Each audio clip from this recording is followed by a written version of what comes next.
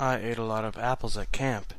You could almost say I was Applejack. Ha, ha, ha! Enough chit-chat! Time to get down to business. This is That One Time the Ponies Did That One Thing at That Place by Troll. Chapter 1, or Where to Click Should You Want This Story to Begin. Inside of town, in which the ponies lived, the weather was neither splendid nor horrid on the specific day that this story describes. After some general chit-chat between 6 friends, all of whom belonged to the pony species, they came to the conclusion that a certain activity must be carried out before the day's end in order to engage in the act of fun. Thus the ponies exited through a device in the wall of the home of one of the ponies and proceeded down a thing. That thing brought them to another thing, in which, after a certain amount of time, opened and allowed the 6 previously mentioned beings into the establishment. Inside the establishment, 3 of the total ponies engaged in an activity. 3 of the total 6. Whatever. In the activity, there were a certain set of rules of which must be followed.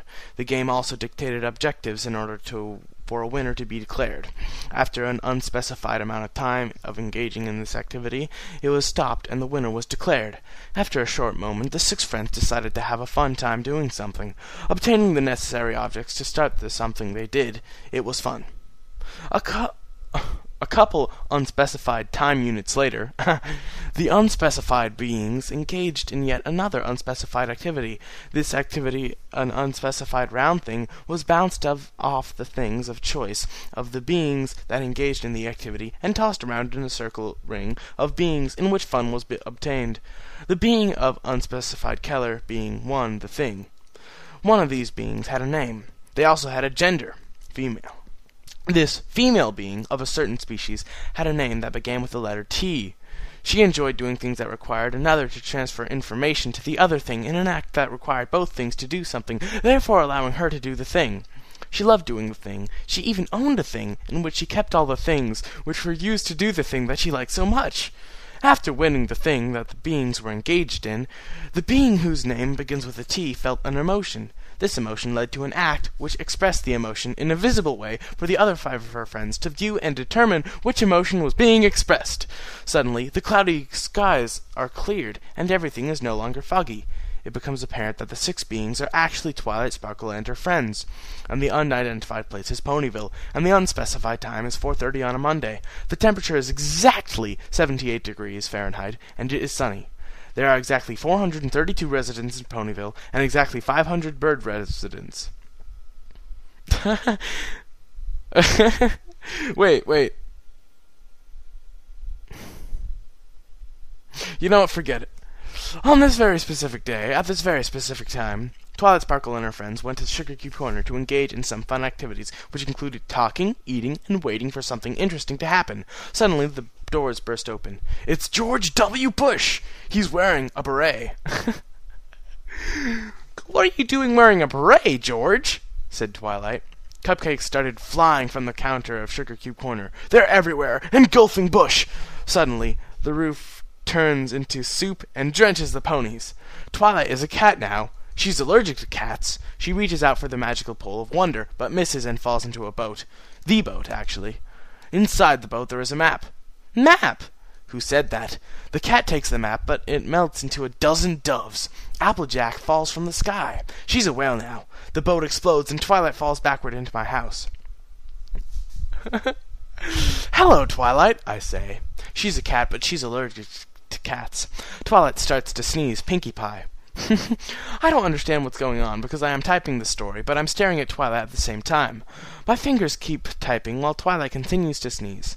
I can't stop. The words keep coming. Twilight trots up to me, and she has stopped sneezing. Now I'm a cat. We're both allergic to cats. A rock flies in through the window with a message, "Kill yourself," on it. "Thanks, Mom!" I yell. She responds, but I'm a cat. Cats don't talk. Twilight is a cat. There is a short moment where we both start to lick our fur, but then Pinkie Pie becomes a lion. I don't know what's going on anymore. I jump for the closet, but the earth is already tearing apart beneath me. The door is open, and I jump, barely clawing my way up onto a solid ground and sprinting out the door. I'm not a cat anymore. I make my way to the nearest grocery store. Twilight follows me. Twilight is still a cat. Inside the grocery store, the food is laughing at me, but there is no time for shenanigans. I fall into a shopping cart, and it starts to move. I start to move. The moms are staring at me because I'm in a shopping cart, while simultaneously not in a shopping cart. A cute girl walks up to me, but I ignore her. She was ugly. 4 minutes later, I'm outside the store with Cat Twilight, and we're both singing the same song, which happens to be Africa by Toto. Twilight is a little flat, but the cars are going about 120 miles per hour. But there's no time to shop. We sprint across the highway. Twilight is a cat. My socks start to fall off. I'm allergic to socks.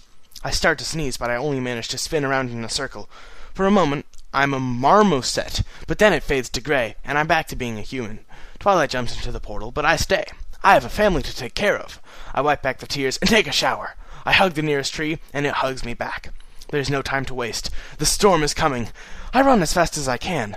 My heart is pumping. There aren't any streetlights, but that's okay, because I brought my jar of fireflies. It isn't night yet. There are no cars on the street, so I make my way back to the warehouse safely. The drug dealer is waiting for me there. What? I slip him a $20 bill, and he slips me a kazoo. I play the kazoo and hear the cry of 4,000 eagles. The eagles swoop down and eat the roof of the warehouse. 4 of them fly down and grasp my jacket, lifting me into the sky. I don't look down. Looking down is for the weak. I am not weak. I look down and see my parents in a hotel, playing a game of Scrabble. My father is winning by 3 points, but it's my mom's turn, and she has the opportunity to spell the word eyebrows and shoot ahead, but also has an opportunity to set herself up for a triple word bonus if she can hold it into the next turn. It's a risky situation. I start to sweat. My shirt starts to sweat. A beach ball hits me in the face, and I blink twice. I lose sight of the game, and I never found out who won. I shed a tear, but it's made of ketchup. The eagles let me go, and I activate the parachute. This should be a song! That'd be awesome. Cause it'd be like poetic, sort of. I don't know, whatever. After the short fall down to earth, I run back into my house. Pinkie Pie did something while I was gone. I need to tell Celestia! I yell, busting the door down to my house and running in carrying my battle axe and wearing my fanny pack. I rush to the computer and type something, opening a program titled Pen 15, which looks like penis, if you think about it. Inside the program, there is a cracker. I eat the cracker. I think about how the 115 calories from the cracker might be bad for my diet, but I recall my healthy breakfast and allow the treat as a reward for eating healthfully this morning. Unluckily, the cracker was a cat. I am a cat. Twilight is a cat. We're both allergic to cats. The portal opens and I jump in. Now I'm in Equestria. I run for the castle, but one of the clouds fall out of the sky and blocks my path. The cute girl from the grocery store is back, but now she's a cat. I push her aside and say, "This is too dangerous for you. Tell my kids I love them." I reach into my pocket and pull out a rifle.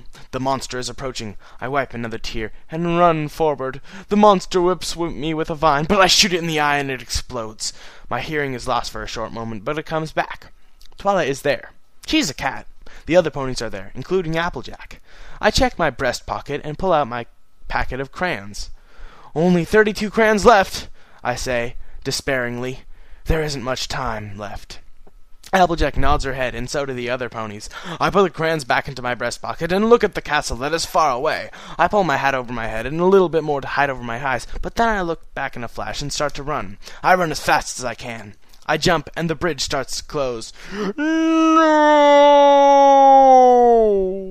I yell. Twilight uses her magic to teleport me to the other side. She jumps over the gap and joins me with her friends by her side. We run to the castle. I feel my fingers turn into sausages, and then back into fingers. I toss a crayon into the portal, and it completes the complex. We are safe for another 2 minutes. My crayon box slowly starts to empty. Canterlot looks really big, but there's no time to lose. I grab hold of Twilight's tail and say the magic words. Bright lights shoot down from the sky, and I grow angel wings. I flap them powerfully and push myself forward. The ponies follow me. Celestia is on the balcony and sees me coming. She flies down from the castle to meet me.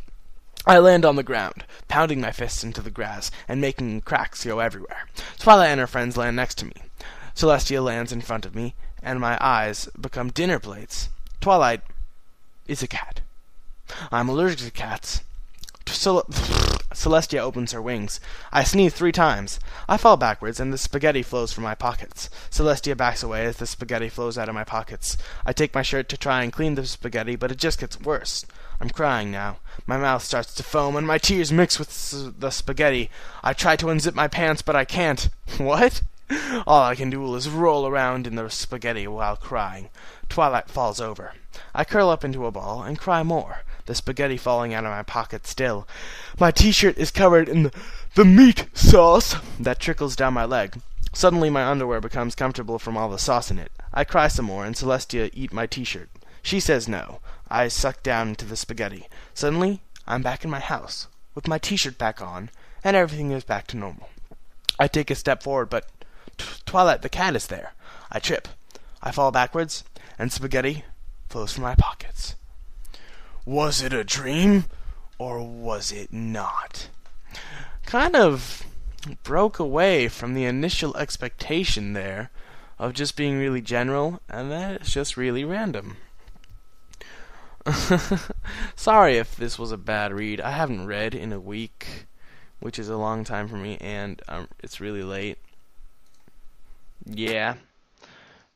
And it's true, I ate at least 50 apples in like a week there, because like the only thing that you could eat as many as you wanted of was apples, so I'm like, okay. And then I just ate a bajillion apples. And yeah, Applejack. I want some Rule 34 troll fix. Or something. I think there's some... oh yeah, I went to camp and it was cool. And I did some deep stuff there.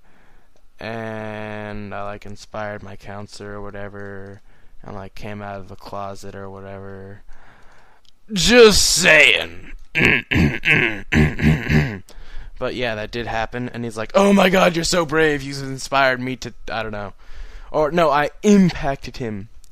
And he said I was one of the bravest people. And he gave me this marble, but it's like a really special marble or something. And I was like, yay. But tomorrow I have to get up at 7. And actually, I'm up at 12, which usually isn't late for me. But my sleep cycle is going to sleep at 10. So I'm way tired than I usually would be at 12 than in my other videos. And, yeah. Yeah. And so I'm going to post this now, and I'm still going to be gone for a week. Here, I'm signing into my multi-fanfic a day account right now. Okay, bye-bye, y'all.